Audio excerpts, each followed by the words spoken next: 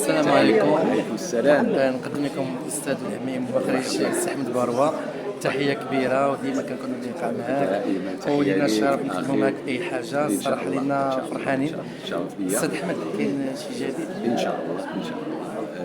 خدمنا على الحبيبه في موسم جديد داخل السجون ومع داخل السجون، وايضا خدامين على مسلسل الناس الملاح القناه الثانيه ان شاء الله على مدينه الصويره، وجديد ان شاء الله وتكون حاضره معنا ان شاء الله. والشرف ديالنا ان شاء الله ليا شرف استاذ بان شحال تلاقينا لا بجديده ولا ان شاء هنا الحمد لله الله خير بالعروض. وامان، وان شاء الله الشرف لينا. ان شاء الله كنتمناو لك الخير وكنتمنى ان شاء الله عن جديد نكونوا معاك.